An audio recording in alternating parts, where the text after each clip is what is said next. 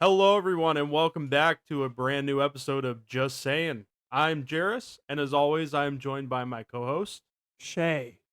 and we got a lot to talk about.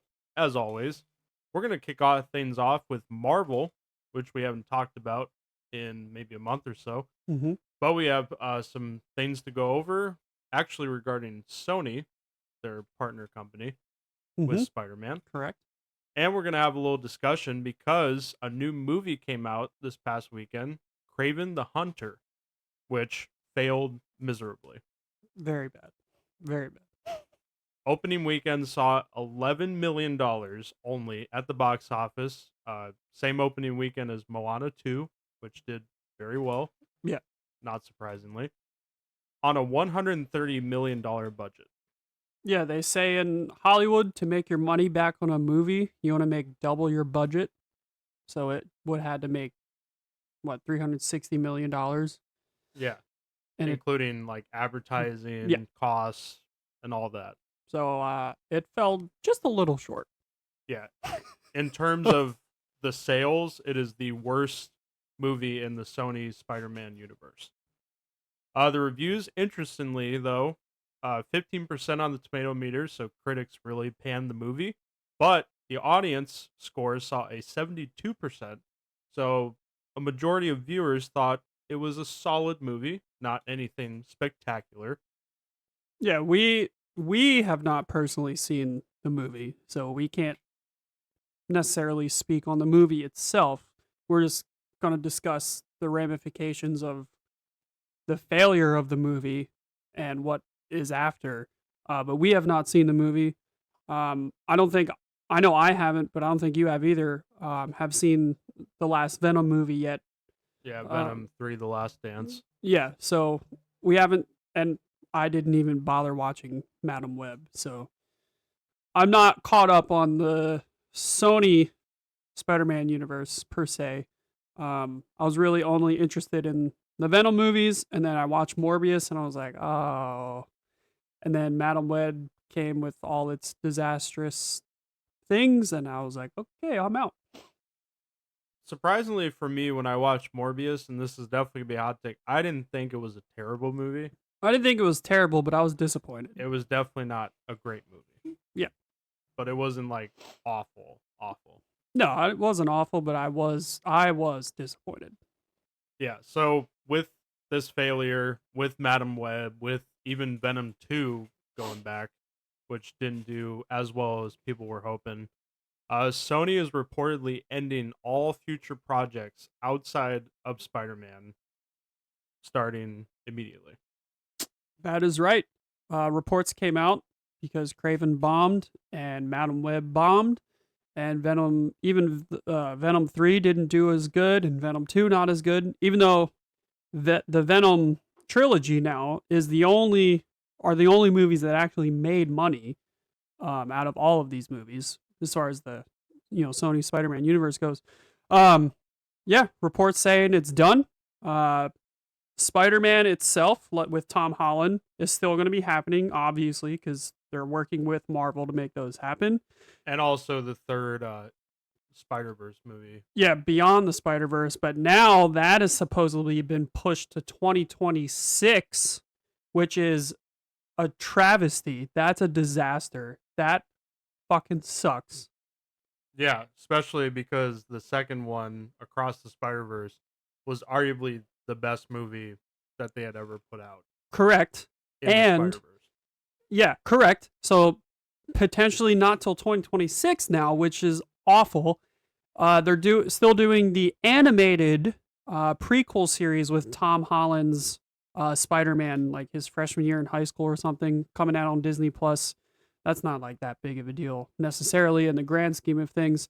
And they're doing a uh, Spider-Man noir, Oh yeah, with Nicolas Cage. correct, Yeah, show.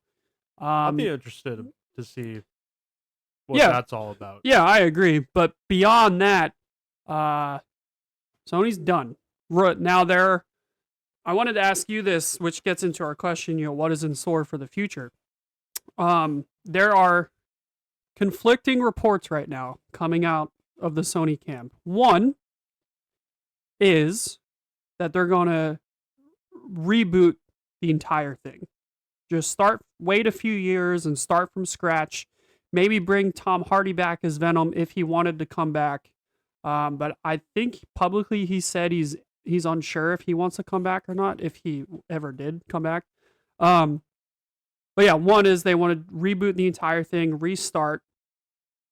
Or two, there have been reports that Sony is thinking about selling Spider-Man back to Marvel, which would be bananas. Now, before you answer, let me preface this by saying, in the official report that Sony put out, basically they said that they misjudged what the audience wanted as far as their Spider-Man spin-off movies goes. Top executives thought people didn't want to see Spider-Man cross over with these villains because Venom did so well. They thought, oh, they don't actually want to see Spider-Man. They will just put out these spin-offs and people will go see it. That didn't happen, obviously. It was a disaster. People want to see Spider-Man, cross over with these people or characters. So, with those two reports, either a reboot after a few years or selling Spider-Man as a whole back to Marvel, what do you think? Yeah, you saying that they think that they might sell Spider-Man back to Marvel is not entirely surprising to me, especially with all these disasters that have come out over the last few years. People are probably really questioning, like, okay, does Sony know what they're doing? Does Interesting. Marvel know better? Um, I don't think Sony should sell Spider-Man back to Marvel because that just kind of waves the white flag and lets them know, like, yeah, we don't know what we're doing.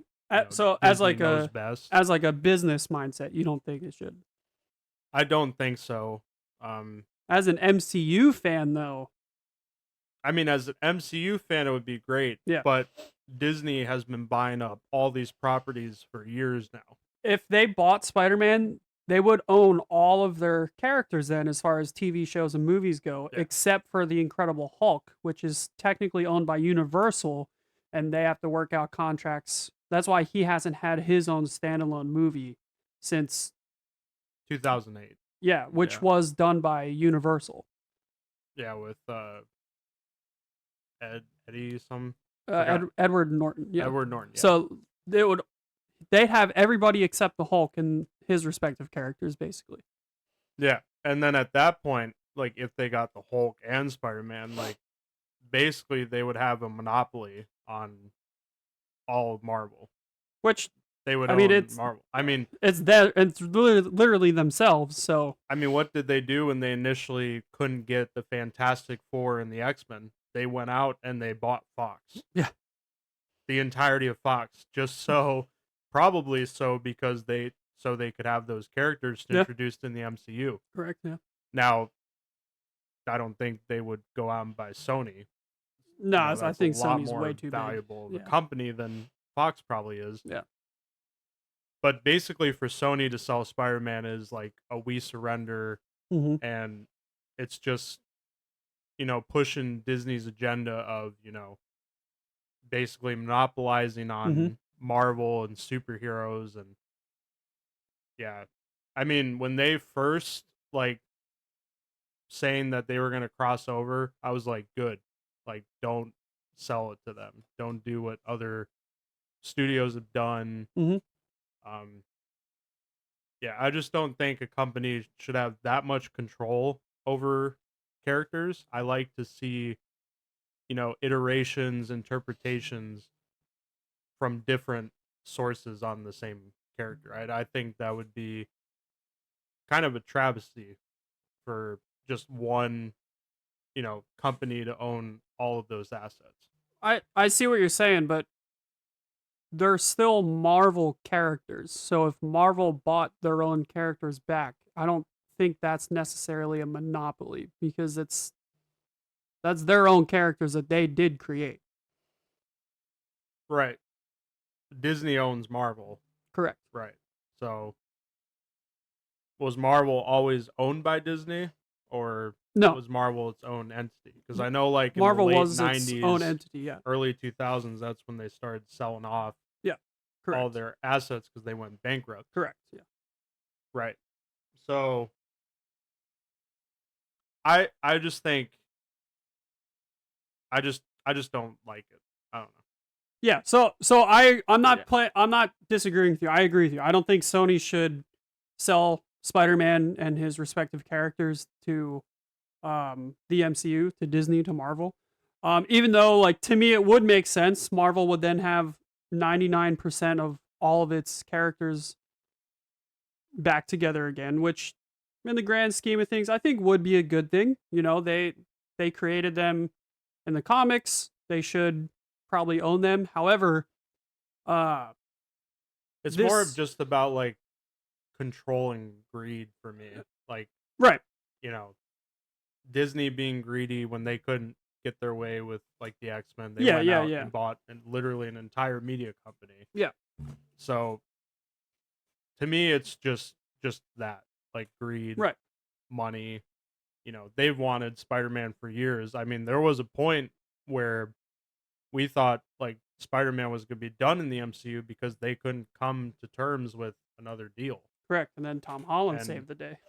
yeah, if I remember correctly, Disney wanted 50% of a Hmm. stake in all sales Yeah, regarding Spider-Man yeah, for their next contract, and Sony said absolutely not. yeah. They walked away. Yeah. I agree with you. I don't think Sony should give them up or give the character up. If they did, that that might be one of the biggest deals ever because Spider-Man Yeah, is that Spider-Man is valuable. the most popular Yeah. hero, Yeah. and I don't think it's even close. He's the most popular Marvel hero. I Between him and Batman, Might it's be the most probably valuable too, in terms of like yeah, yeah, yeah, yeah, yeah, media that had so many movies and yeah, stuff. exactly. I don't think they should sell Spider-Man. I do think they should stop. Stop making movies, wait 5 to 10 years and come back. Like we're fine. Keep working with Marvel, the MCU, give us Tom Holland and Spider-Man. Get across Beyond the Spider-Verse out before 2026, please. I'm perfectly fine with, you know what? Let's just hit the pause button and then reset. Yeah, and even with Marvel and Disney and all the assets they have, with everything that's going on for their MCU, do we really think that they could do Spider-Man better with all of their mistakes that they've made Mhm. and all the chaos? If they had full ownership of Spider-Man, do you think that they could really do any better than Sony has? As That's a good question. That is a good question. As Spider-Man himself, Because we know they have the money and the assets. They yeah, probably have more of that than Sony does, correct, yeah. and resources. But in terms of like character development, Mhm, mhm. storyline, can they actually do better? As Spider-Man himself, I think the partnership with the MCU and Sony to create just Tom Holland Spider-Man movies is perfect. Just leave it at that. Let everyone work together. Um because like you in theory you could say, well, the MCU would do Spider-Man better because they are kind of doing the movies. You know, Sony's just kind of licensing Spider-Man out to the MCU almost. So Spider-Man as a whole, I'd say yeah, but like his subsequent characters, I don't know. I think they'd probably do Venom right. Um Maybe even better, especially like I didn't like Venom 2 that much. And I, again, have No, not not seen at the all. third one, so I don't know how the third one is. But I think they'd probably do Venom better if, though Tom Hardy is a great Eddie Brock in Venom. Like I'm fine with Tom Hardy. But everyone else, like these D-list or C-list characters like Madam Web that a lot of people don't know about, even Craven that a lot of people don't know about. Like You always think like in concept, like like Craven the Hunter. Like if you know who he is in the comics, he is a deep character with Hmm. a lot of history. Oh There's a yeah, lot of mythology in yeah. that story, and really, it's all about just like I feel like part of the reason these movies are failing is because they're trying to do stuff too fast, like kind of rushing it, Hmm. right? Like you have a character, you have so much to unpack, just take it slow, make it make sense, Yeah, you know, explain to the audience, like know your audience. There's going to be a lot of Marvel fans that know the character, right, that watch the movie, but there's also going to be a lot of people that go watch the movie that don't have any idea who these characters are, yeah, like you said. And I think part of the reason these movies are failing is because they're trying to get all this information out about these characters into one movie and then trying to connect them into the universe. And that's the same problem that we've seen with Marvel for the last couple years. They introduce these characters that, maybe a majority of the audience or maybe half the audience doesn't know about. And they're spending, if it's a movie, it's 2 hours and 30 minutes yeah. Give or take. Yeah. trying to get all of that introductory stuff and then just connecting them to the wider universe. Hmm. And if you've seen the Deadpool Wolverine, right? Yeah. Yeah, we watched it together. Right, yeah. Just want to make sure. In his speech when he's talking to like the audience when they're versing all the Deadpools, he's saying like, making fun of Disney of how like the multiverse stuff is not working. Yeah,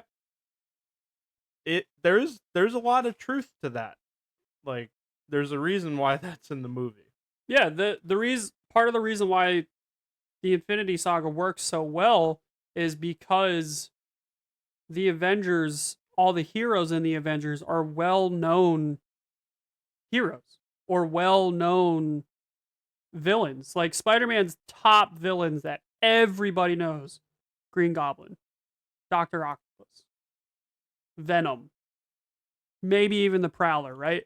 All these other ones, yeah, the majority of the audience, like you Like have Marvel, aside from Marvel comic readers, which are not the majority of the audience, they're not going to know.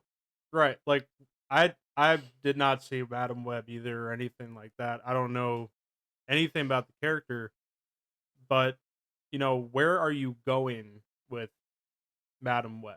Like why are you introducing the character, you know, Yeah. kind of like what's the point of that? Well, reported. I mean, again, like they saw the success of the first Venom movie, and they thought, "Oh, we don't need Spider-Man. We can just kick out all these spin-offs, and everyone will be fine." So they rushed to make these movies, and reportedly, Madam Web is Right. such a mess of a movie that, like, just take the characters aside, it's not a good movie in general. Right. They were just greedy. At the end of the day, Sony was greedy, like, huh, we don't need Spider-Man. Fuck him. We got all these other heroes and villains that no one knows about that people want to go see because Venom was so good. Meanwhile, Venom is arguably one of his most popular villains or anti-hero. Right. So you're throwing all this stuff out, but you don't really have like a grand plan. Exactly. Yeah. Like nothing's connecting, nothing's really Yep. coming together, Mm-hmm. which is what we saw in the Infinity Saga. They had a plan. They thought 10, 15 steps ahead. Like they were already planning out movies that were coming out in five Yeah. Yeah. 5 or 6 years. Yeah. They had the roadmap. And I'm even saying like that's kind of what we've been seeing in the MCU as well, where and there's a lot of stuff that's factored into that. Obviously, Jonathan Majors and his Yeah. incident have really put the snag. So you can't entirely blame Marvel No.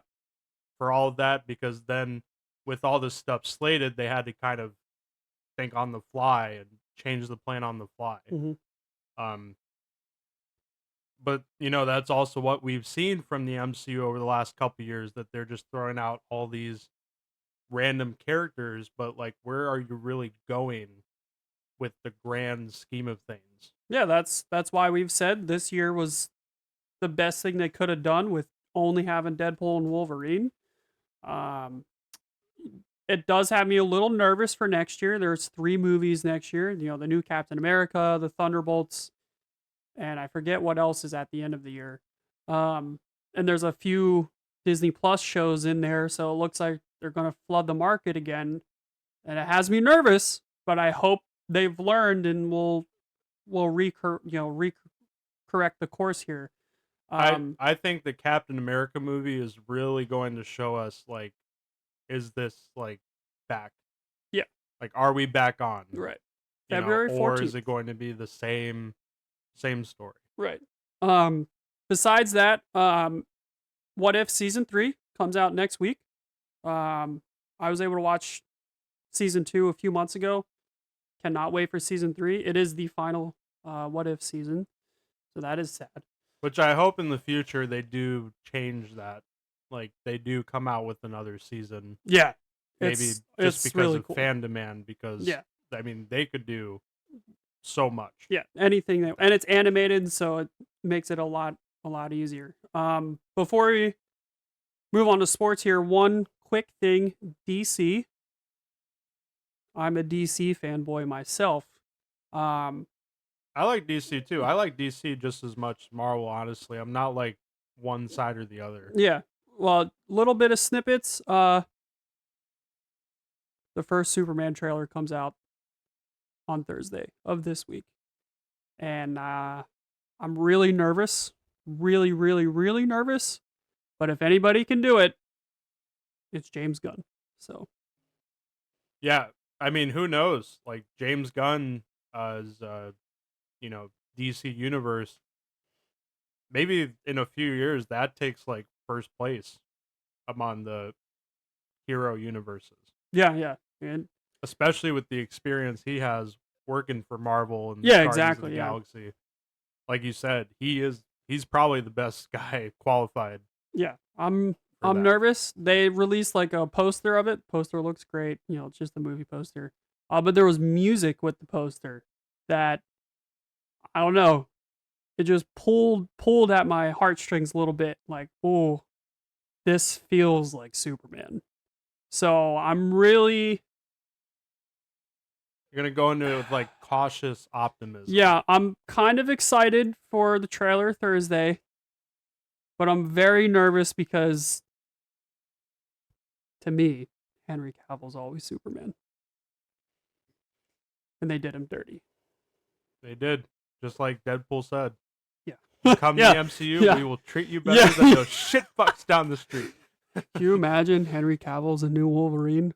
Oh my god! We already saw him in the movie, and he looked absolutely fantastic.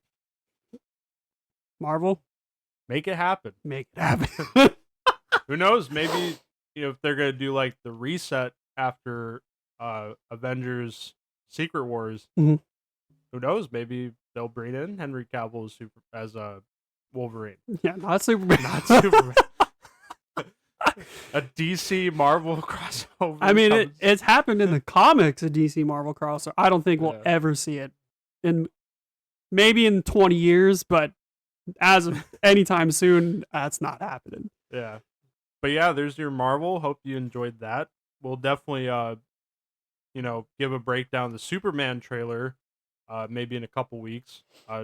Which brings me to other thing before we get to sports, just as a Housekeeping. reminder. Excuse me.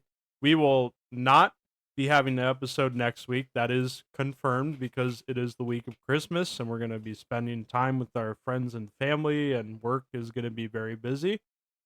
We Mhm. are still deciding if we're going to do an episode the following week.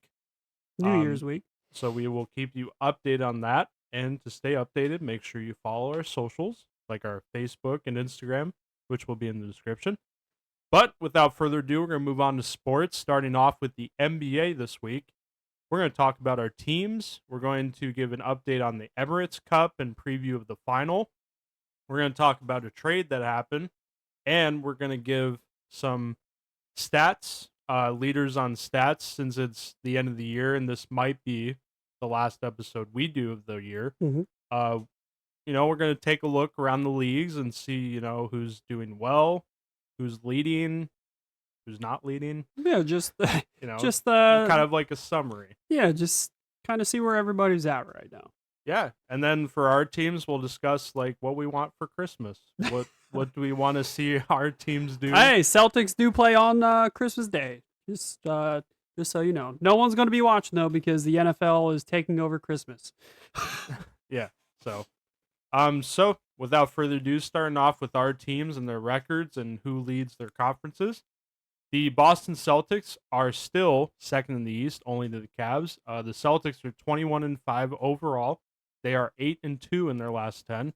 The Heat are still in a playoff position at 6 in the East. They are 13-11 overall. They're 6-4 in their last 10. As aforementioned, the Cavs lead the Eastern Conference with a 23-4 record, and the Oklahoma City Thunder lead the West with a 20-5 record. The trade rumors for Jamie Buckets are really starting to heat up. Heat up. As I've seen the last couple of days online, it's looking scary. Apparently, from what I read, like Butler and the organization might not be as eager to sign an extension as maybe one would have hoped. Right. Yeah.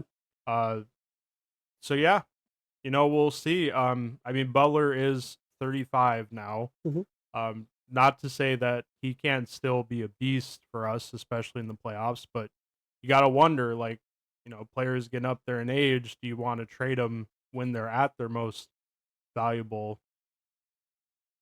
Yeah. Or, keep him around because he is, a fan favorite for Definitely, sure. So, definitely. we'll see what happens. I think, like we said before, it really depends on where we are in the standings come the trade deadline. Yeah. If we're above the playoff line and doing well, we keep him to try to go on like maybe one last run, or if we're out of the playoffs, probably trade him, get some young pieces back, and kind of do a little retool because Yeah. even without Butler, we still have good young players still in Miami, so I don't think we would need to do like a full teardown of the roster Yeah. or anything like that. So it really just depends where we're at come the trade deadline for me.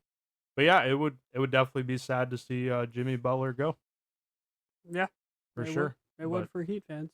But he definitely deserves that championship ring still, wherever he goes. Absolutely. I'm sure he'll go to a contender for sure. So, all right. So the Emirates Cup, the Bucks and the Thunder are going to be playing in the final tonight, as of this recording. Yep, tonight at 8:30 p.m. in T-Mobile Arena, which is home of the Vegas Golden Knights, which was one of the NHL's good decisions, the first team to get into the Las Vegas market. Yeah, agreed. So, yep, that will be played in Las Vegas tonight at 8:30. To reach the final, the Bucks defeated the Magic and the Hawks to reach the final, while the Thunder defeated the Dallas Mavericks and the Houston Rockets.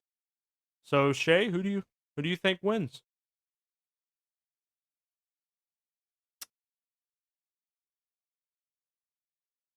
History tells me to go with the Bucks because one, it's Giannis, and Giannis too is playing like really good right now. Yeah, he's arguably one of the best players in the league, and he's so dominant. Plus, you have Damian Lillard there. But I'm gonna go with the young, inexperienced, don't give a shit team of the Oklahoma City Thunder and Shai Gilgeous-Alexander to win the Emirates NBA Cup. I'm going to agree with you. I think the Thunder will pull off an upset, make a statement for themselves. Yeah. They've been pretty good all year, and Like you said, they're a very young core. They're inexperienced. They're still learning, but they've really, really hit their stride this season. And to Yeah, win the Emirates Cup would be a huge statement game for them.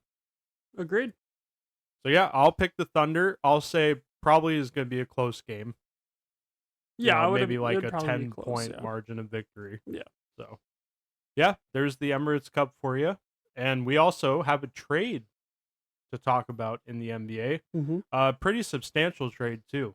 So the trade is the Brooklyn Nets trade point guard Dennis Schroeder and a second round pick to Golden State for their forward DeAnthony Melton, who is injured right now, guard Reese Beckman, and 3 unprotected second round picks. Yeah, it's a pretty big trade, especially pretty early on in the year. Still quite a ways from the trade deadline, and Golden State, who's been better than expected so far this year, uh, definitely gets better. Right with this, Yeah, definitely gets they better. have a secondary scorer for Stephen Curry, Stefan. Stephen Curry now. So yeah, really bolsters the offense there. And, we'll see how this trade works out for both teams. Yeah, The Nets have made some bad trades in the past. correct. And they So, gave up 3 picks, granted unprotected, but still 3 picks to Golden State, who is in desperate need of picks after all their, championships. So. yeah. So, with that, we will go over the stat leaders real quick. So, Giannis, aforementioned, who's playing in the Emirates Cup, leads the league in points per game with 32.7. Trae Young of the Atlanta Hawks leads in assists per game with 12.1. Karl Anthony Towns for the Knicks leads in rebounds with 13.9. Victor Wembanyama for the Spurs leads in blocks with 3.5 blocks per game. And that Spurs team, they're doing way better this year than they were last year. Yeah, absolutely. And Dyson Daniels leads in steals with 3 steals per game. Very nice. And for overall for teams, the Memphis Grizzlies, who have been red hot the last month and a half, Yeah. lead the league with 122.1 points per game. But the Cavs lead in shooting percentage with 50.4 from the field. The Magic have the best defense in the league in terms of points per game, leading with 103.5, and in blocks with 6.9. Yeah, the Cavs are definitely, for me personally, I knew they were going to be up there, top 3 in the East, but their hot start has not slowed down at all. So I'm kind of shocked they're still in first right now. Yeah, I think so far this year we're really seeing a lot of parity. Mm-hmm. We're seeing a lot of teams with young cores start to hit their stride. Yeah. Teams maybe that have been rebuilds coming out, Yeah. And I think like the old guard, maybe the Lakers and the Warriors, they're still like, hanging in there. But they're definitely not as dominant as they were, 2022, early 2020s. So Well, yeah. Right. obviously. That So there's more. Yeah, I agree. There's right now in the year, in the season, there's more parity with a lot of teams. However, the Celtics are still championship favorites at plus 225 odds to win. correct. They are also the defending champions. Back to back, Um, baby. We're the going back to back. Yeah, the Thunder, obviously, with their record, they're second at like plus 400, and the Heat aren't even in the top 10. Yeah. So, well, we'll see. Like we've always said, they can be dangerous in the playoffs. Yep. Just have to make it there and stay healthy. That's right. And just see what happens. That's right. All right, so that's going to do it for basketball. We're also going to give you an update on the NHL with some groundbreaking news. This really knocks down a huge barrier for the league. Yeah. As the Winnipeg Jets signed forward Kevin He, who was a 4th-round pick in 2024, the latest draft. He becomes the first Chinese-born player to sign an NHL contract. He's from Beijing. Yeah, it's pretty awesome to see.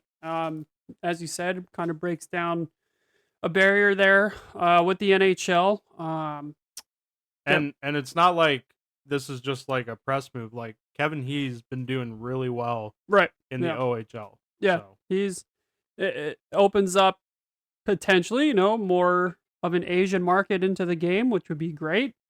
Um, want to see the game grow as much as possible and as many markets as possible. So yeah, it's an amazing and fantastic signing, and I hope he becomes very successful.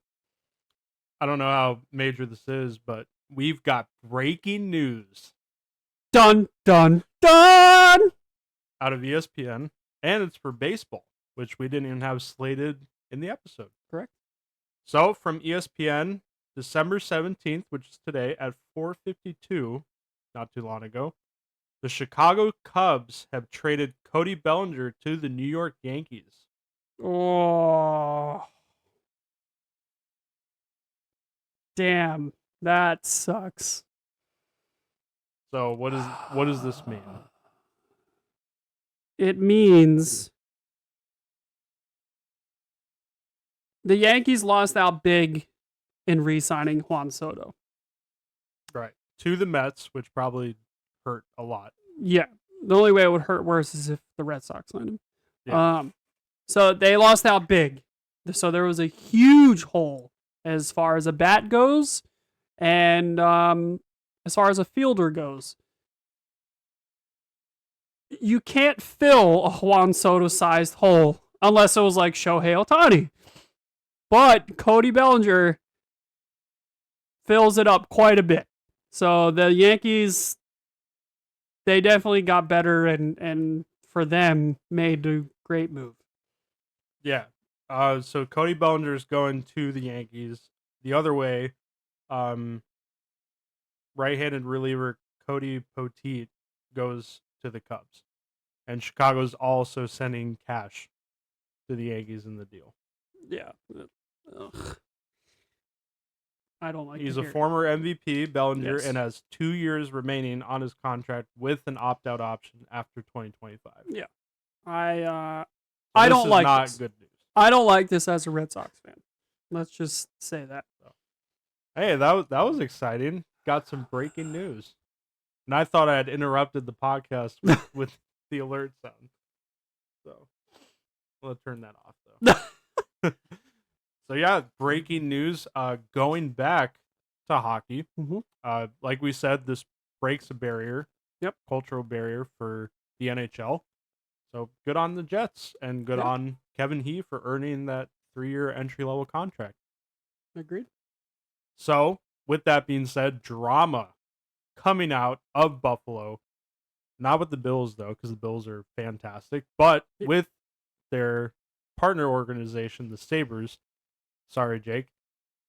The Sabres are now on a 10-game losing streak, which in hockey is very substantial. 10 games. Yeah, those that playoff drought's going to continue. Yeah. They're now going to be going on 12 seasons. Yeah, no.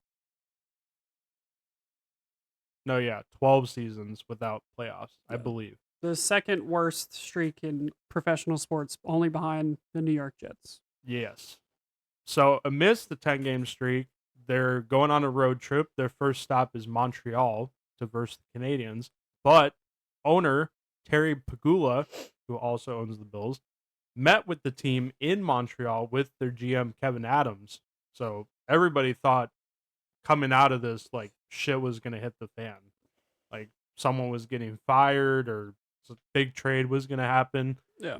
But reports are coming out saying that Pagula said none of that. And what he said was that we believe in this team.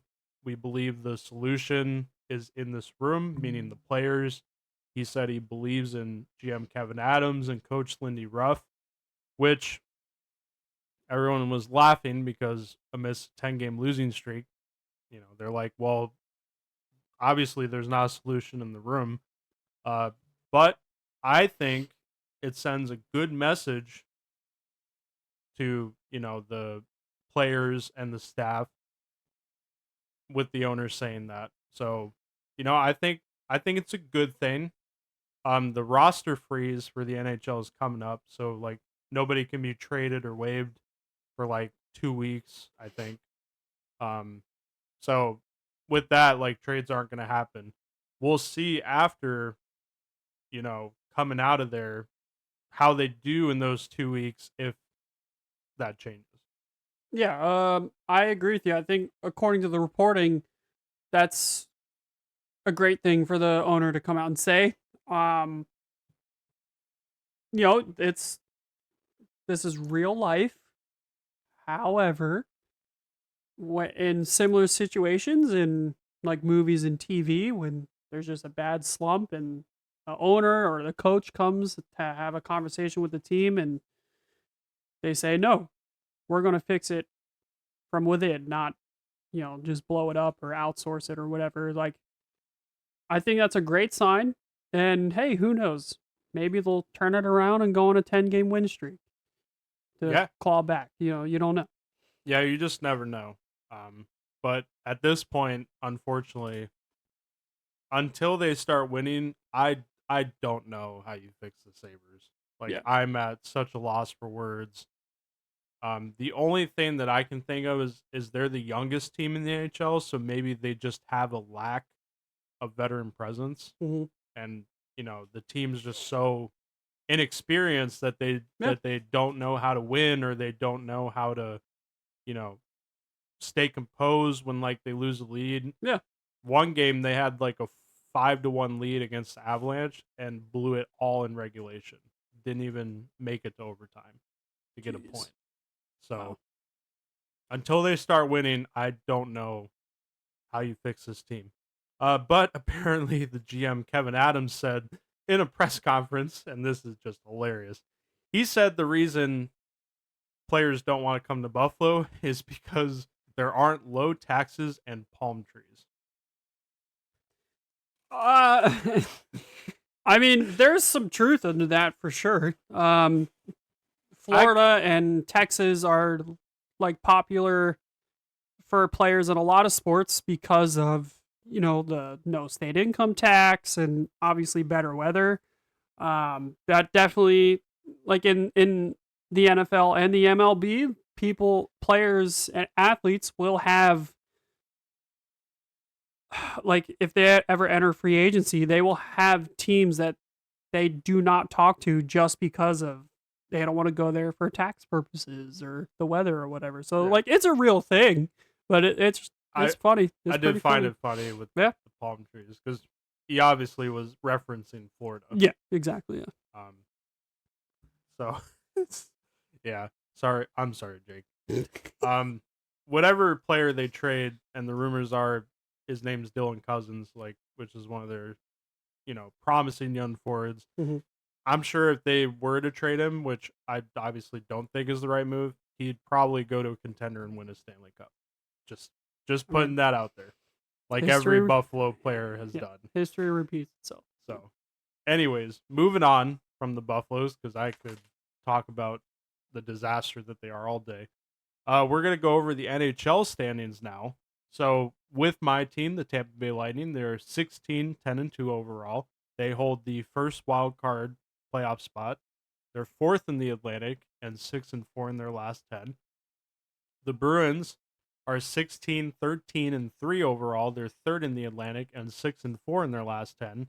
And the division leaders are the Maple Leafs, the Capitals, the Jets, and the Vegas Golden Knights, with the Jets being first overall in the league. Yeah, I think it's a little surprising the Jets have continued their very hot start for the Yeah. year and are the best team in hockey right now. Yeah, a great start will help. I think they're 22-9 and 1 or 2 overall, Mm-hmm. but in their last 10 games, they're like 3-7. So they Mhm. have started to skid. Yeah. The team that's actually been the most surprising to me are the Capitals. Yeah. Without Ovechkin, they're like red hot right now. They're playing really, really good hockey. Very interesting. Which Yeah. after last year getting in the playoffs the way they did with like the worst offense, Yeah. Yeah. Yeah. I did not expect this from the Capitals. So No. I think the Capitals are for real. Yeah. So, all right. So for the stat leaders for the NHL, we're gonna go over them real quick. Nathan McKinnon for the Avalanche leads the league in points and assists with 50 points and 37 assists. Leon Draisaitl, the Oilers, leads in goals with 23 goals, and Connor Hellebuck, the goaltender for the Jets, leads in goals against with 2.11 per game and wins with 19 wins. And Anthony Stolarz, the goaltender for the Maple Leafs, leads in save percentage with a .927. And it came out today that he will be out 4 to 6 weeks. He is Oof. having knee surgery. Yikes. So not good, but the Leafs have Joseph Wall as well. Yeah, exactly. Who's a really good goaltender. They have a great A-B goaltending tandem in Toronto, which is bad news for the league. For the teams, my Tampa Bay Lightning leads the league in goals per game with 4 goals per game. And on our most recent road trip, we won 3 out of 4. And we outscored our opponents 4, 12, 17, 18 to like 6. Jeez, yeah. And Nikita Kucherov had a 6-point night against the Calgary Flames. Sheesh. So we are on a roll. Jake Gensel is on a 6-game goal streak. Braden Point has had 15 goals in his last, 14 games or something like that. So yeah, we're really rolling on offense. The Winnipeg Jets lead the power play with 30.3% clicking. Surprisingly, Nashville, who is the worst team in the league right now, leads in penalty kill percentage with 87.5. So that's kind of interesting. Yeah. The LA Kings lead in goals against as a team with 2.5 per game. And the Bruins lead in probably the least significant stat, penalty minutes, with 360. That's right. We are not disciplined. Got it. But you're above us. But we've also played like 4 less games. Than you. So we'll see what happens. Yeah. But I think the Bruins are also in good shape. I definitely can see them making the playoffs, but probably losing the first round. And for the Lightning, we'll see. We could lose in the first round as well. So just depends who we verse. So for the Cup favorites, Carolina and Edmonton are tied at plus 750 odds, and Florida, the defending champs, are tied for second at plus 1,000. And if you watched our NHL standings preview, go check that on YouTube if you have not. Thank you very much. Yeah.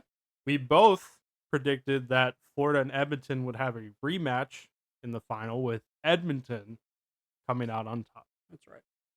So Edmonton has been playing really well. I think they're on a 5 or 6 game winning streak. So I like their odds. Yeah, I agree. I do. Same with Florida. Yeah. Florida has arguably like the greatest like value contracts, I think, in the NHL. And everybody's playing very well. Yeah. So with that, we're gonna take our break. When we come back, we're gonna go over college football and the NFL, discuss the Heisman winner, the voting, go over our teams in the NFL, how they did, talk about a wild Bills and Lions game. And we'll give you an update on the playoff picture. So thank you guys so much for listening up to this point, and we will see you very soon.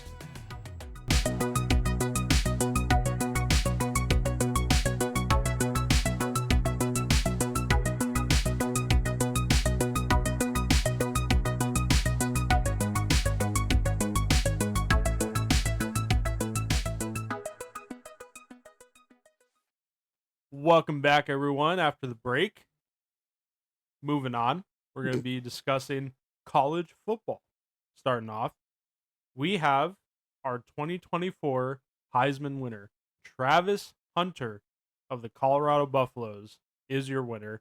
This was the smallest margin of victory, Shay, since 2009. That is right. It's been a while, and it was very close. Hunter got 2,231 votes. Boise Points. State points, sorry. Yeah. Boise State, though, running back Ashton Genty. Not Jaunty, Yeah. as I thought. Genty.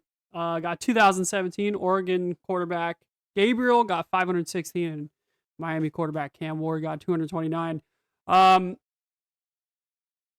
As I said last week, if I were to pick, it would be Genty, and I still stand by that statement. However, it is for the most outstanding college player in all of college football, and I don't disagree that Travis Hunter is arguably the most outstanding player in the nation, being a two-way player, playing 130, 135 snaps a game on offense and defense is absolutely absurd.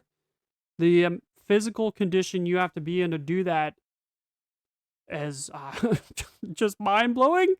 Almost sounds like he's like a real life superhero. Yeah. Alien. Right, yeah. It's just incredible. So it's well deserved. I'm not going to take anything away from him.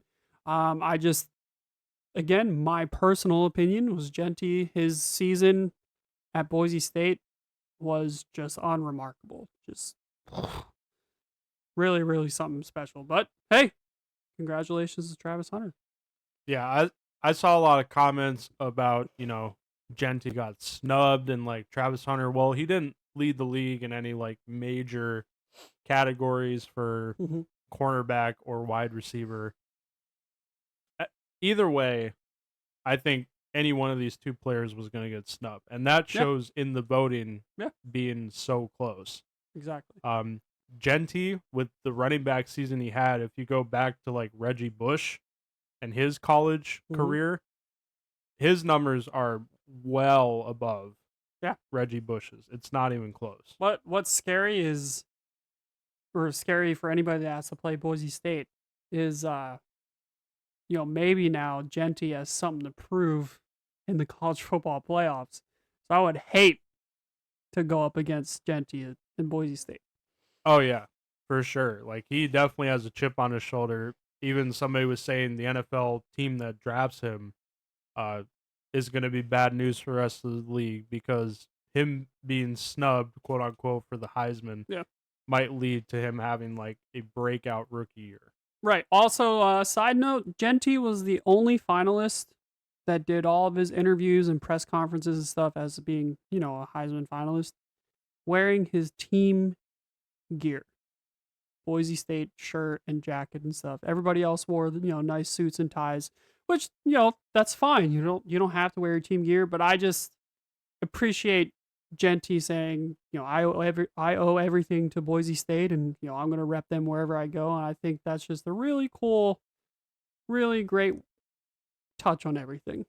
Yeah, that's definitely I can definitely respect that for sure. But on the other side, Travis Hunter, like you said, played all that time, every game. And it's not like he was bad at any position. Nope. His stats might not have been the best in the league, but they were above league average. Yeah. In interceptions, receiving yards, catches. Yeah. Come the NFL, he's probably not going to be a two-way player just because the skill gap from the NFL to college is light years. Not to say that he may not be on offense sometimes. He probably will, but right now people are projecting him to play corner, and people think he would be one of the best corners in the league, even as a rookie. Similar to what Quinyon Mitchell is doing right now for the Philadelphia Eagles. Just saying. Yeah. So we'll see where all these players and even quarterbacks Gabriel and Cam Ward. Congrats for being third and fourth. That's no slouch either. Absolutely. They had great seasons. So we'll see where these four players fall in the 2025 NFL draft, which in the future we'll be doing previews for and coming up with our own mock drafts. So look forward to that. Yeah. And moving on, we're going to discuss the bowl games. Now, there are obviously a lot of bowl games, so we're not going to be going over every single one. Yeah.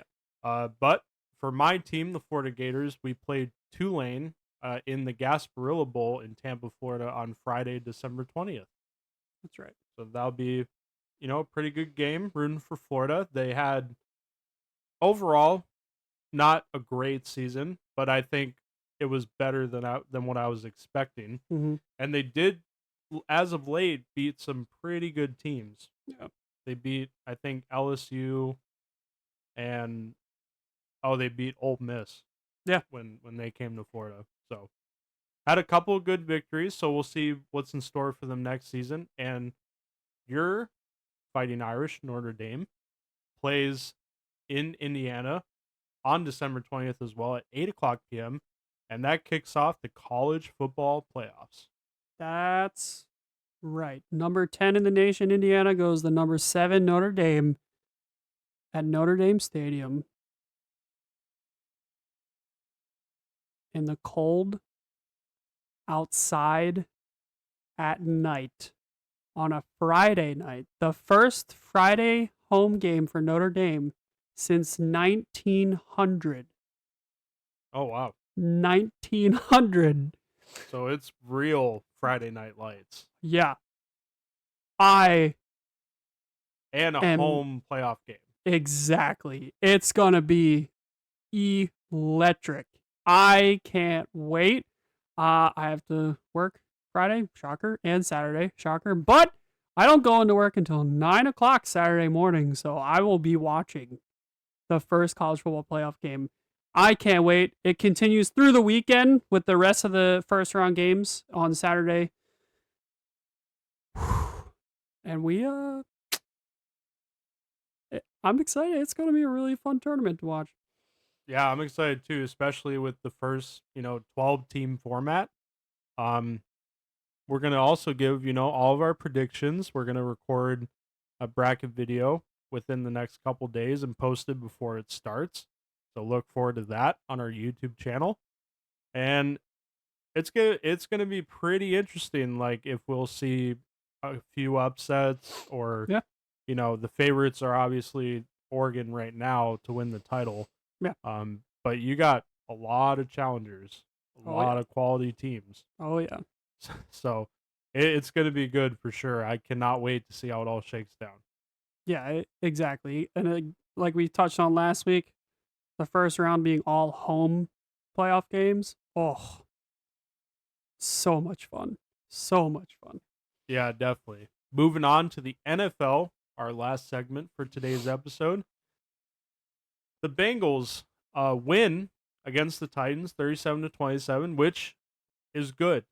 With the Chargers loss to the Bucks, which they got pretty destroyed by the Buccaneers. Mm-hmm. That definitely helps our playoff chances because I think the Chargers are now 8-6. 6-8. Are they 6-8? Yeah. Too? Oh, okay. So that's even better.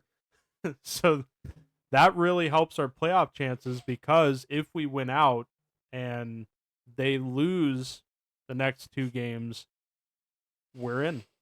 Yeah. We will make the playoffs. Right now, the Chargers and the Broncos, you need them. You have to win out no matter what. Like there's just if we lose a game, we're probably done. Yeah, and for sure. Your toughest opponent is going to be the Steelers coming up. That's we'll see. Yeah. So like you have to do your job and win out. However, you do need help. You need the Chargers to lose and the Broncos to lose. Now the Broncos won this past weekend. However, like you said, the Chargers did lose. The Chargers play again Thursday night. So that if they lose again, that really gives you guys a great opportunity to, get in. However, you still have to do your job too. And beat the Browns once, still beat the most important game, probably the Steelers. So, yeah, that's right. So we still have a lot of work to do, but the victory this weekend definitely helps. But it did not come with some horrible, horrible played football from both teams. Total of 10 turnovers, including 6 interceptions, 4 interceptions from the Titans and 2 thrown by Joe Burrow. Will Levis actually got benched in the third quarter. And 26 penalties from both teams combined for 223 yards. Ugly which football. is a lot. Ugly, undisciplined football. Yeah. And even though we won, there was a clip. Burrow was talking to the coach, Zach Taylor, and Burrow was not happy. Nope. Zach Taylor was basically saying, it's okay. We got the win. And Joe Burrow's like, fuck that. Like, we should have beaten these guys by 80 points. Yeah. And he said, this is fucking embarrassing. Yeah, and which I love to see. Exactly. I love to see, especially a quarterback who's like the leader of the team, not be okay with how they played, even though they won. Yeah, that's what the coach should be preaching. He's like, yeah, we won, but look at how we won. It was a disaster. We need to be better than this. We're not going to beat the Steelers playing like this. We're not even going to beat the Browns playing like this. So, yeah, the fact that Joe Burrow was upset is great, but the fact that Zach Taylor was like, oh, it's okay, we won, that's concerning. Yeah. I don't think anybody knows exactly what was said, but because of Joe Burrow's response, we kind of get a good idea. But I watched the breakdown from John Boy, which he is fantastic. Yes. Definitely check him out. But yeah, the fact that the coach is supposedly okay with the outcome is not good. Yeah, exactly. And Burrow, that's just how he is. He's been a competitor all his career. Yeah. So I love to see that from Burrow. With like the playoff picture as well, I'm gonna argue that if the Bengals make the playoffs, that could actually be the worst thing that happens to them, because it will convince the front office that Zach Taylor is still the guy and that they might keep him around. Yeah. Like, oh, look, we made the playoffs, so like everything's all good. I agree with you. I think it. And if we lose in the wild card, it's not going to be good. We're going to have a mid to late round draft pick. Yeah. Hurt our chances of getting quality help where we need it. I agree. So at this point, maybe I'm rooting for them to miss the playoffs. Maybe that just might be the best thing for them. So we'll see what happens. But my other team, the Jacksonville Jaguars, dropped another, not surprised, 32-25 against the Jets. They did lose another, and it was a battle of teams that aren't in the playoffs. 3-10 teams at the time, but it was a very good game though. It was. Aaron Rodgers and Devontae Adams went off. Went off. And Devontae Adams cost me my fantasy playoff matchup, which we'll get to in a moment. We'll get to. Yeah, he had 198 yards for 2 touchdowns. Yeah, it was by far Aaron Rodgers' best game of the year. Jets fans, like, hey, this is what you've been waiting for, and might be too late. Yeah, it's obviously too late. It's too late for this year, obviously, but hey, next year, you don't have a GM right now, and you're doing your search, and you're gonna look for a new coach next year, but it's there. Like, you have proof now. Like, it is all there. The pieces are all there. We just need the right foundation. So we'll see what happens, Jets fans. We'll see. Yeah. So moving on, your Eagles continue to win. They win their franchise record 10th straight game in the Battle of Pennsylvania against Pittsburgh, 27-13. That is right. All the drama from last week about A.J. Brown and Jalen Hurts and the passing game, well, everyone can just shut the fuck up. It was very early on a statement from Jalen and the Eagles offense. Yeah, we're getting A.J. Brown the ball. We're getting Devontae Smith the ball. And we're going to pass the ball like we haven't really done so far this year, because we can do it. And, yeah, they did it. Jalen went 23 for 34, I think, and 250 some yards, 2 touchdowns. He had another rush, brotherly shove touchdown.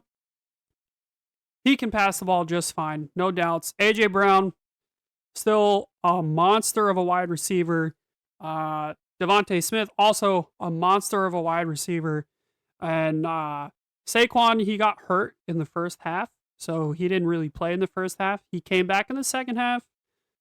Still, no touchdowns, only had like 65 yards rushing, so I'd like to see him bounce back. But I'm not even being biased by saying this. The Eagles are the best team in football right now. They can win. Yeah, for sure. It's not a bias at all. They can win running the ball. They can win passing the ball. And they can win because they have the best defense in all of football. And a healthy defense, which we will healthy, about with another team. Yeah, healthy we're not really missing any guys on offense or defense, thankfully. Oh my God. But I truly believe the Eagles are the best team in football right now. And hey, if we can we've held our last, 5 or 6 opponents to 20 points or less. Can't say the same for the Bengals. Yeah. Like I said earlier, our rookie corner, Quinyon Mitchell, still has not allowed a single touchdown on the entire year as a rookie, has held every receiver he's matched up against below 30 yards. It's pretty fucking good. Yeah. And not to mention Cooper DeJean. Yeah, not even also exactly doing very well. Exactly. So we hit a home run on our draft picks, and Jalen is just fine. There was a little skirmish between Nick Sirianni of course, and like a defensive coach, like the D-line coach or something on the sidelines. They were yelling at each other, but it's fine. It's okay. Winning cures everything. As long as they're still winning, I don't care. Yeah. I mean, it's Philadelphia, so not surprised. And Nick Sirianni, who he gets in fights with everybody, so I'm good. We're good. Yeah. This game definitely showed that there's not really an issue with the passing game, as everybody was gossiping about, and there was words thrown out on the podcast and social media. Yeah. This is exactly the game that they needed to show that, they can still pass. They can run the ball. I think you're not biased. I think the Eagles are the most not just the best, but the most well-rounded team in the NFL right now. Yeah, and we're going to talk about the Bills here next, but the Bills, I would argue, have the best offense by far, but their defense has given up how many points the last 2 games? So their defense is not there. They're only winning because of Josh Allen and their offense. Where the Eagles, they're winning because of their defense and their offense. Yeah, exactly. So moving on to the Lions and the Bills game, which was just bonkers. Yeah. And we're going to break it all down. Two weeks in a row where the Bills had incredible games. Incredible games. Yeah. They lost one of them, but they won this one. Jared Goff, though, for the Lions, threw for 494 yards and 5 touchdowns and lost the game. Did you know this year Jared Goff has thrown 5 interceptions in one game and won that game, but threw 5 touchdowns in one game and lost that game? Yep. The most Jared Goff thing you could do, I think. Insane. Yeah, that's even like more of an anomaly than what the Bengals are doing right now. Yeah. Just insane. In the fourth quarter, though, a aggressive call by Dan Campbell, an onside kick attempt with 12 minutes remaining in the game, and it did not pay off. It was the right kick. Bates got the right ball on an onside kick to recover. However, Matt Collins was like, Oh, that looks pretty nice up there. I think I'm just going to take that and run towards the end zone. Yeah, kind of tips it, grabs it, runs 30 some yards all the way down inside the 10. And yeah, even then, like, they had still had a chance to win the game even after that because the Bills Yeah, scored on that very turnover, quick. Yeah, on that kick shortly after. and then they got an on. They did another onside because obviously they had to. Almost looked like We they might have thought got it we thought they because it got was it. another great kick by Bates, a surprise up the middle onside kick, but the Bills did recover it. Yeah. So that was game. The Bills beat the Lions 48-42. Um, the Lions are 12-2, and they still hold the number one seed in the NFC. Mm-hmm. They're doing this now with 16 defenders on injured reserve. And it's coming out that David Montgomery got injured, may be done for the season, along with two more of their starting defense, and Alan McNeil and Carlton Davis. Yeah, I don't think This besides is crazy. besides the Dolphins last year. I mean, this is even worse than the Dolphins defense last year. The amount of injuries that they're going. I truly think like Lions fans thought this was the year. And as the year went on, oh, it's the year. Now, you're obviously in the playoffs, but your defense is so decimated. You have fourth and fifth string guys, people off the literally people off the street and other practice squads. I'm sorry, Detroit, but I don't think you're going to the Super Bowl. Yeah, and it's real a shame because, A huge you shame. know, if it say like if they get the bye, which as of right now, I would say the Eagles are probably going to overtake them and get the bye just because of all the injuries. Yeah, the Lions. The Lions. I think still have to play the Packers and Vikings to end the year. Yeah. The Eagles have the Commanders, which should be a tough game. Then we have the Cowboys and Giants. Now that should be winnable games, but regardless, it's division games, so I don't know. Right. So we were having this discussion yesterday. I think for the Lions, it is like critical that they get the bye week, even though it's going to be super tough for them. Just to have time for everybody to get healthy, maybe some players to come back, you hope. I mean, I understand what you're saying, but they have so many guys just done for the season that I don't even think a bye week would really matter at this point. I'm just saying, like, you hope that Yeah, some guys get healthy. yeah, You know, if you have to play straight out of the gate in the wild card, you know, they would probably be like the number 2 or number 3, so they yeah. might have, an easier matchup. But with just the amount of injuries they have, it's not going to be easy either way. Nope. So, yeah, as a Lions fan, I obviously wouldn't be disappointed if you guys lose in the playoffs. I think with just the sheer amount of injuries you have on defense, I think that is a pretty good reason. Yeah, it's So, very unfortunate. yeah. Which really sucks because with that game, that could have been a Super Bowl preview. Could have been, yeah. The Bills and the Lions. Agreed. And it would have been a fantastic game. I agree. Uh, so yeah, we'll see what happens with that. There's some other players in in the recent weeks that have also suffered season-ending injuries, including Max Crosby, who's a defensive end for the Raiders. Nick Chubb, unfortunately, season-ending injury again. And there's only 3 games left in the season, so season ending is kind of tenuous. Yeah. Because if they're like on IR for only 4 games, well, obviously that's going to end the season.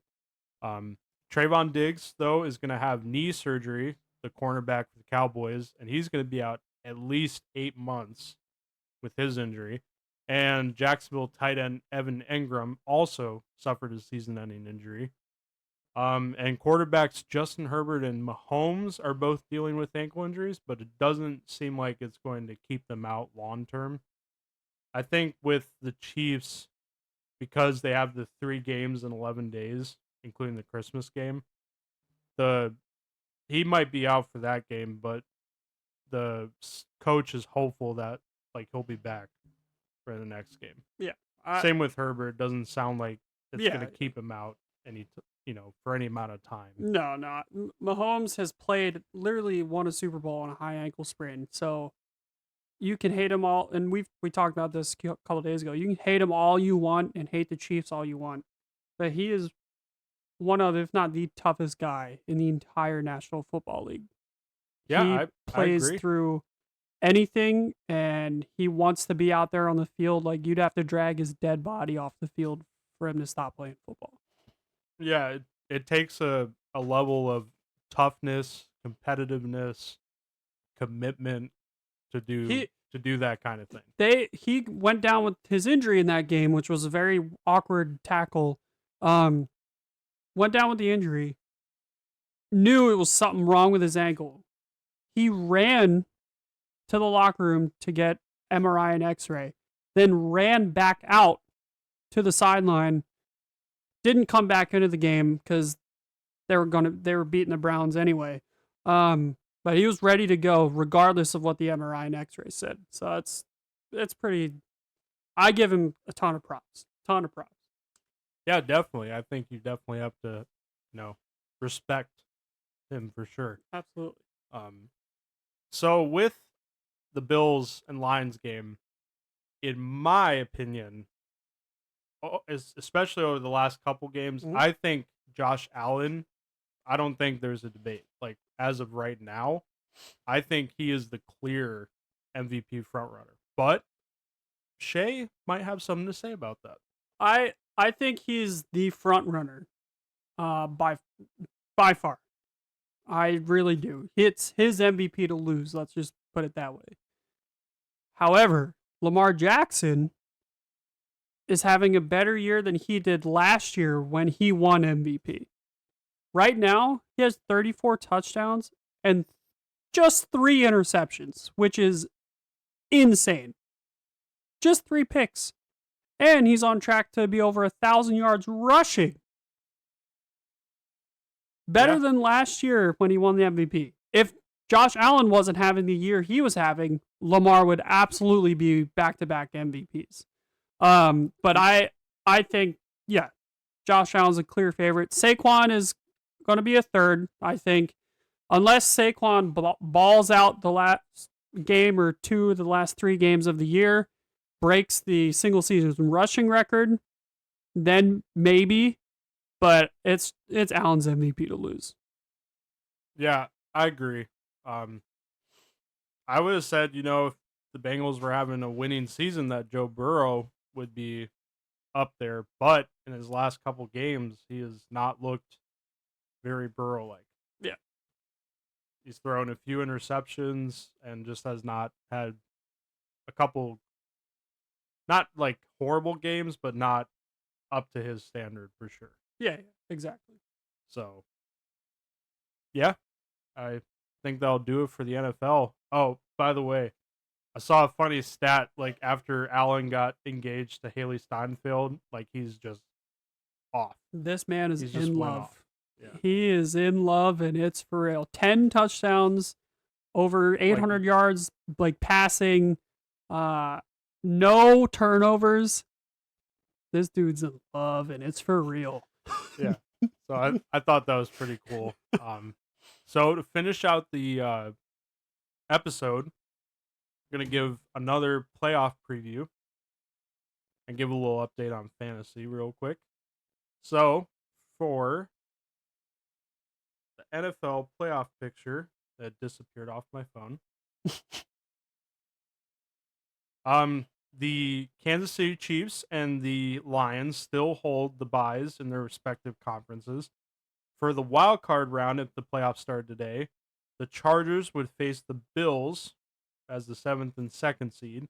The Broncos would face the Steelers, which that would be a really good game with both of the one of the best defenses in the league at the 6th and 3rd seed. And then the 5th and 4th seed would be a rematch from the divisional round last year of the Ravens and the Texans. Yeah.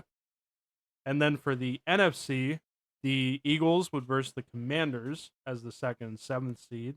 The Bucks would versus the Packers as the 3rd and 6th seed, which would also be a great game. And the Rams would face the Vikings as the 4th and 5th seed. And the Rams have been really surging as of late. Yes, they have. And in the hunt for the AFC, it's showing the Colts, Dolphins, and Bengals still in the hunt for the playoffs. I believe they all have the same record, if I'm not mistaken. Yeah. And then for the NFC, the Seahawks fall out of first place in their division, so they are 8th, with the Falcons and the Cardinals as the 9th and 10th seed. Yep, only 3 games left, So people. it is real crunch time. Oh yeah. We're gonna see who's for real. And we already are. So for fantasy, because we haven't done that in a while. And we're in the playoffs now. Yep, the quarterfinal for our tournament was this past weekend, and I lost my matchup as the 6th seed to the 3rd seed. Mike Evans went off for me when I thought that I was just out because Tua had a really bad game. He only scored me 2 points because he had a couple interceptions and a couple fumbles. Yeah. But Mike Evans had 159 yards for 2 touchdowns, scored me 38 points. And if it wasn't for my opponent, who had Devontae Adams, who scored her 40 points, I might have been able to do it. Yeah, maybe. But even Thursday, San Fran, I thought they were going to have a great game after the game they had last week against the Bears. Yeah. But they lost that game 6-12 against the Rams. And only field goals, yeah. Just didn't do much. So I just didn't have the luck on my side. So I will be in the consolation bracket. Mm-hmm. But I still made the playoffs. You did. Which can't be the same for Shay. Nope. Finished 6-8. Missed the playoffs for the first time in 3 years, actually. But it'll be. Hold on. Let me do some quick math here.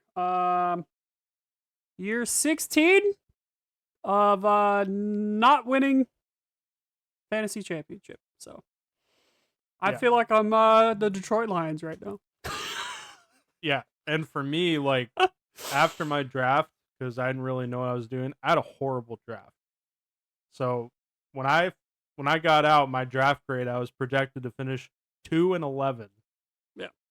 Or 2-12, and like the bottom of the league. So the fact that I finished 7-7 and made the playoffs, Yeah. I'm pretty happy with. Yeah, no, did a good job. Unfortunately, neither one of us are going to win the $600 that the winner does receive. So that's right. Unfortunate, and just another year of disappointment for me in fantasy football, which I'm used to. Hey, but with AJ Brown's night, you did win big, didn't you? I did. I won money. I bet $10 for AJ Brown, Mike Evans, and it was Amon-Ra St. Brown. Yep, Amon-Ra St. Brown to each go over 99.5 yards receiving, and they all did that, so I won $400 some.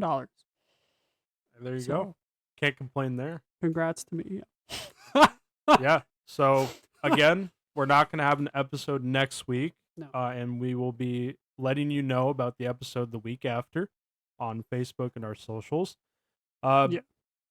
Yep. There's only three games left in the season for the NFL, or 2? Three for the NFL. Don't forget, college football playoffs start this week. There are Saturday NFL games because there are now Christmas Day NFL games. That used to be the NBA's big day, was Christmas Day. Not anymore. The NFL is taking it over thanks to Netflix. We're actually going to have some games on Netflix. Hopefully it's not the same buffering issues that took place during the Mike Tyson and Jake Paul fight. Yeah, hopefully not. But yeah, 3 games remaining. It is crunch time, people. Like, yep. Playoffs are going to happen soon. College football playoffs are happening. So, yeah, we're going to be here to report it on it all, and we'll keep you updated on everything else that goes on. But that is going to do it for this episode of Just Saying. Thank you guys so much for listening to the entire thing. And again, go follow our YouTube for our latest videos and our socials for all the updates. And we will see you in the next one. And And Merry Christmas and Happy Holidays to everyone who celebrates. And Happy New Year if this is our last episode of the year. that's right. This may very well be the final episode of the year. So we might even see you in 2025. See you next year. All right. That's going to do it. Goodbye.